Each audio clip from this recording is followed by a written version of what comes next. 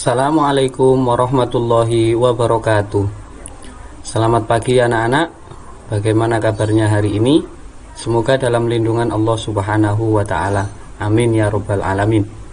Nah anak-anak, kali ini kita akan mempelajari mata pelajaran fikih tentang binatang haram. Nah, apa saja yang akan kita pelajari hari ini? Yang pertama, kita akan mempelajari tentang arti atau pengertian binatang haram. Yang kedua, jenis binatang haram. Dan yang ketiga adalah menghindari binatang haram. Yang pertama, arti atau pengertian binatang haram. Apa itu binatang haram? Coba kalian lihat gambar yang ada di layar. Gambar apakah? Atau gambar hewan apakah itu? Ya betul, itu adalah gambar hewan babi. Babi hukumnya adalah haram. Arti binatang haram. Binatang haram adalah semua jenis binatang yang tidak boleh dimakan oleh umat Islam atau jenis binatang halal, tetapi proses penyembelihan tidak dengan menyebut asma Allah. Dalam keadaan apapun, umat Islam haram mengkonsumsi jenis binatang atau daging tersebut, karena sesuatu yang diharamkan oleh Allah dan Rasul-Nya harus ditinggalkan.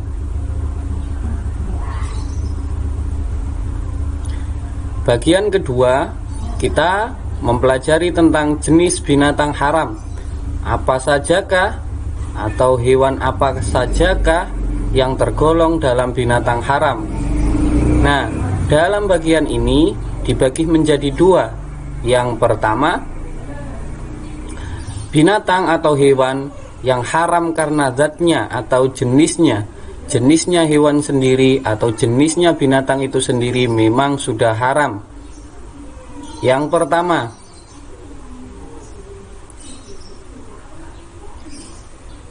yakni babi. Semua yang berkaitan dengan babi, baik kulit, daging, minyak, lemak, dan lainnya, diharamkan untuk dimakan dan dimanfaatkan untuk keperluan apapun, sesuai dengan Quran Surat Al-Ma'idah ayat 3. Yang kedua, gambar apakah yang ada di layar? Betul, itu adalah gambar anjing. Kenapa anjing diharamkan? Karena ia diharamkan karena termasuk al-khobais atau sesuatu yang buruk dan menjijikkan. Yang ketiga, hewan atau binatang yang bertaring. Dalam gambar diilustrasikan seekor singa. Semua binatang bertaring yang dengan taringnya ia memangsa dan menyerang musuhnya, seperti harimau, kucing, macan tutul, serigala, anjing, monyet, dan beruang, semua dihukumi haram untuk dikonsumsi atau dimakan. Keempat adalah hewan atau binatang yang berkuku tajam. Semua bangsa burung yang berkuku, yang dengan kukunya ia mencengkeram atau menyerang mangsanya, seperti burung elang, burung hantu, burung raja wali, burung bangkai, burung gagak, kelelawar, dan lain sebagainya. Yang kelima, yakni binatang atau hewan yang diperintahkan untuk dibunuh sesuai hadis Rasulullah. Di antara binatang-binatang tersebut adalah ular, tikus, kalajengking, anjing, kadal, burung gagak, dan burung elang, termasuk juga cicak.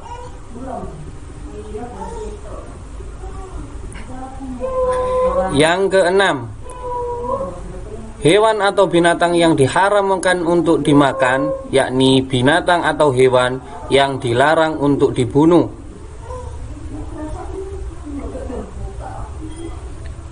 Di antara binatang tersebut adalah seperti lebah, burung, burung surot, katak, semut, dan burung hudhud. Tentu kita tahu kenapa lebah dilarang untuk dibunuh, karena lebah sangat bermanfaat, terutama madunya untuk kesehatan manusia. Ketujuh, yakni binatang yang dihasilkan dari perkawinan silang antara binatang halal dan binatang haram. Hal ini karena memasukkan hukumnya ke binatang yang haram lebih baik dari menghubungkannya kepada induknya yang halal, seperti halnya bihol yang lahir dari keledai negeri atau keledai jinak yang haram dimakan, dan kuda yang halal atau boleh dimakan. Kedelapan, yakni binatang yang menjijikkan.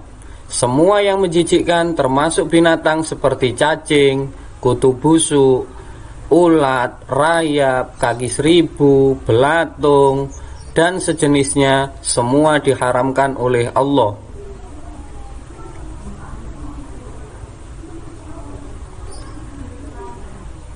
Bagian yang kedua, yakni haram karena faktor lain atau ada unsur lain yang menyebabkan binatang tersebut diharamkan untuk dikonsumsi. Yang pertama, bangkai, kecuali ikan dan belalang, karena bangkai ikan dan belalang hukumnya adalah halal. Lalu apa itu bangkai? Bangkai yaitu binatang yang mati dengan tidak disembelih, atau binatang itu disembelih tetapi tidak dengan cara yang sesuai dengan syariat. Misalnya, tidak menyebut asma Allah dalam proses penyembelihannya, atau binatang tersebut disembelih sesuai dengan syariat tetapi dengan tujuan yang tidak dibenarkan oleh syarak, seperti penyembelihan hewan yang dipersembahkan kepada dewa atau ritual-ritual kesyirikan lainnya.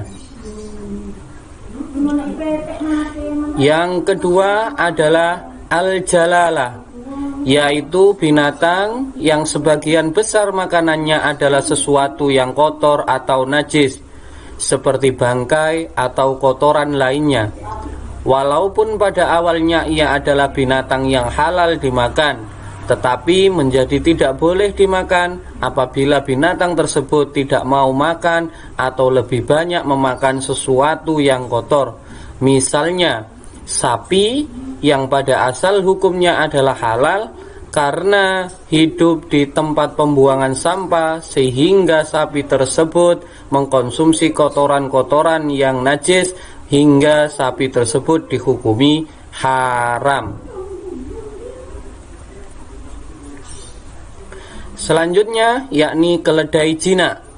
Nah, mayoritas ulama atau jumhurul ulama berpendapat bahwa keledai jinak itu haram untuk dimakan. Di antara dalil yang menunjukkan hal ini adalah hadis yang diriwayatkan oleh sahabat Nabi yang bernama Anas bin Malik.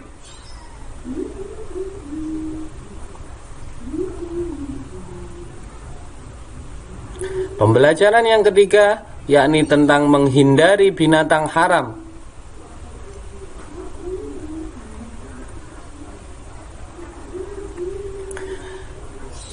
Makanan yang bersumber dari binatang yang diharamkan akan memiliki banyak bahaya bagi manusia. Contohnya daging babi, yang di dalamnya ternyata mengandung cacing pita yang berbahaya, mengandung lemak yang cukup tinggi, darahnya banyak mengandung kuman dan racun yang dapat merusak kesehatan dan membahayakan kehidupan. Nah, supaya terhindar dari makanan dan minuman yang haram, perlu langkah-langkah untuk mengantisipasinya. Antara lain, yang pertama, hendaknya kita selektif dalam memilih makanan yang akan dikonsumsi. Selalu waspada terhadap makanan yang bersumber dari binatang haram. Mempelajari Al-Quran dan hadis tentang binatang haram, sehingga kita bisa memiliki keimanan yang kuat untuk menghindarinya. Keempat, hendaknya kita sering-sering mencari informasi makanan yang bersumber dari binatang haram, sehingga kita bisa terhindar dari mengkonsumsi makanan yang bersumber dari binatang haram. Yang kelima, meyakini bahwa binatang haram tidak ada manfaatnya bagi manusia atau bagi kesehatan, dan justru sebaliknya sangat berbahaya bagi manusia. Yang keenam, meyakini bahwa binatang haram membawa madorot bagi kesehatan tubuh, membawa bahaya bagi kesehatan tubuh manusia. Lalu yang ketujuh, menyadari bahwa setiap yang diciptakan Allah itu bermanfaat, namun tidak semuanya untuk dimakan. Allah menciptakan banyak sekali hewan atau binatang, dan semua itu pasti ada manfaatnya. Namun dari kesemua itu tidak semuanya untuk dikonsumsi atau dimakan. Yang kedelapan, hendaknya kita bergaul dengan orang yang soleh, yang taat pada ajaran Islam, sehingga kita juga terbiasa melakukan hal-hal sebagaimana orang soleh yang kita pergauli sehari-hari, dan kita bisa menjadi orang yang taat juga terhadap ajaran Islam, termasuk menghindari makanan yang bersumber dari binatang haram. Yang kesembilan, yakni tidak menggunakan obat dari bahan binatang haram meskipun kita sedang sakit dan dianjurkan untuk mengkonsumsi obat yang terbuat dari binatang yang haram. Kalau memang masih ada yang halal, kita lebih baik memilih obat-obatan yang terbuat dari binatang halal dibandingkan memilih obat-obatan yang terbuat dari binatang haram. Misalnya pengobat tipes mengobati penyakit tipes dengan menggunakan cacing. Nah, itulah tadi pembelajaran kita hari ini anak-anak, dan semoga bisa bermanfaat. Dan dengan ini kalian sudah bisa membedakan manfaat binatang halal dan binatang haram, yang mana tentu binatang haram itu banyak sekali mengandung madorot atau mengandung bahaya, sehingga binatang-binatang tersebut diharamkan untuk dimakan. Sekian pembelajaran kali ini. Akhir kata, Assalamualaikum warahmatullahi wabarakatuh.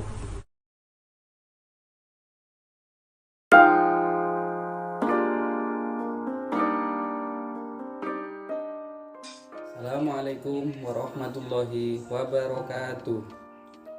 Selamat pagi anak-anak. Nah, sebelum kita memulai pelajaran hari ini, mari kita baca doa bersama-sama terlebih dahulu. Berdoa mulai. Bismillahirrahmanirrahim. Raditu billahi rabba wa bil islami dina wa bi muhammadin nabiyya wa rasula. Rabbi zidni ilma warzuqni fahma. Amin. Selamat pagi anak-anak. Bagaimana kabarnya hari ini?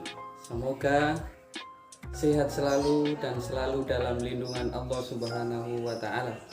Nah anak-anak, hari ini kita akan mempelajari pelajaran fikih.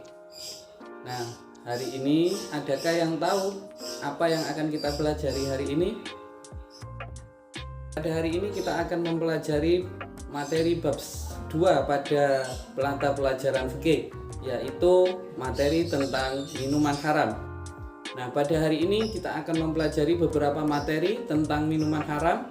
Yang pertama adalah pengertian minuman haram, kedua jenis-jenis minuman haram, ketiga hukum minuman haram, keempat menghindari minuman haram, dan yang terakhir adalah hikmah mengkonsumsi minuman haram. Namun sebelum pelajaran ini kita mulai, mari bersama-sama mencoba merenungkan ayat tersebut dengan membacanya di dalam hati.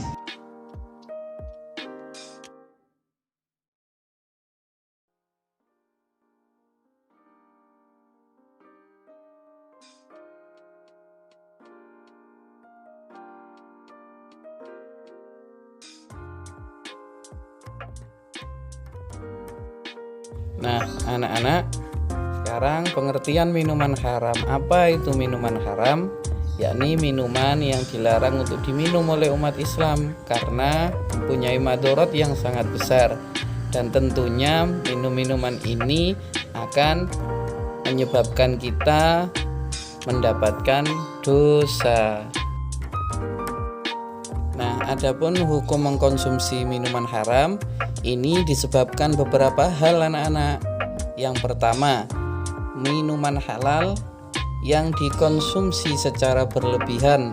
Kedua, memabukkan atau menghilangkan akal. Yang ketiga, mengandung najis. Dan yang keempat, milik orang lain tanpa izin. Selanjutnya yakni minuman yang menjijikkan, dan yang terakhir adalah minuman yang membahayakan kesehatan atau tubuh. Nah, selanjutnya kita akan mempelajari tentang jenis-jenis minuman haram. Nah, yang pertama yakni minuman yang berasal dari darah, baik dari binatang halal maupun haram. Yang kedua yakni minuman keras atau khamar atau yang memabukkan yang bisa menyebabkan hilangnya akal. Ketiga yakni minuman yang diletakkan dalam wadah yang beremas. Yang selanjutnya yakni minuman yang membahayakan diri seperti mengandung racun dan seterusnya. Selanjutnya yakni minuman yang diambil dari orang lain tanpa seizin yang punya. Selanjutnya yakni minuman yang mengandung zat-zat yang haram atau barang yang diharamkan. Nah, selanjutnya lagi yakni minuman yang terkena najis. Dan yang seterusnya yakni minuman yang mengandung psikotropika seperti narkoba dan sejenisnya. Untuk itu kita juga harus selalu menghindari minum-minuman haram itu, karena halal lebih baik dan akan mendapatkan ridho dan rahmat Allah. Adapun akibat mengkonsumsi minuman haram diantaranya adalah sebagai berikut. Selanjutnya mari kita amati cerita dalam video dan mengidentifikasi pentingnya menghindari minuman haram. Aku mendengar bahwa ada ahli ibadah berpuluh-puluh tahun tanpa maksiat. Siapakah yang sanggup menaklukkannya?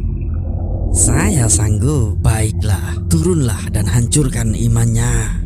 Setan pun akhirnya turun dan menjelma sebagai orang yang ahli ibadah. Bahkan ia melakukan ibadah melebihi Barsesa. Selama berhari-hari aku melihatmu beribadah di sini dengan sangat khusyuk sekali. Alhamdulillah.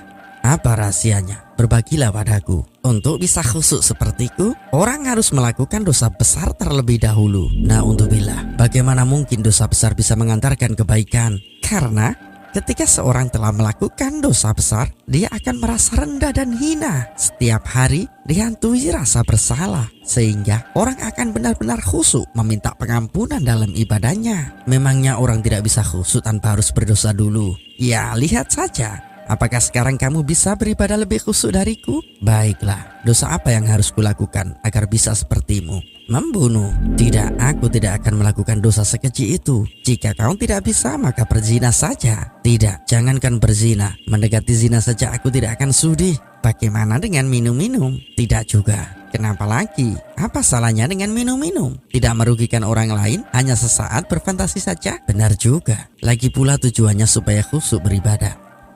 Setan pun akhirnya mengajak Barsesa meneguk minum-minuman keras.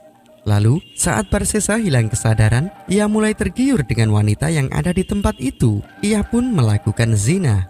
Tak selang lama, datanglah suami si wanita tersebut dengan kondisi marah. Apa Apa yang kau lakukan pada istriku? Tidak. Karena merasa takut dan terancam, akhirnya Barsesa pun membunuh lelaki itu.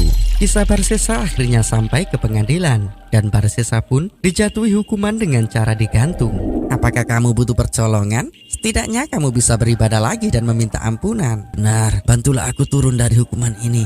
Tapi dengan syarat, menyembahlah padaku. Bagaimana caranya? Aku saja masih tergantung di atas. Cukup dengan isyarat saja. Berkediplah jika kau bersedia. Aku bersedia. Sungguh kau adalah orang yang celaka, wahai Barsesa. Kau sudah meminum minuman keras, melakukan zina, dan membunuh. Bahkan sekarang kamu menghapus imanmu dengan menyembahku. Akhirnya Barsesa pun meninggal dalam keadaan tidak membawa iman.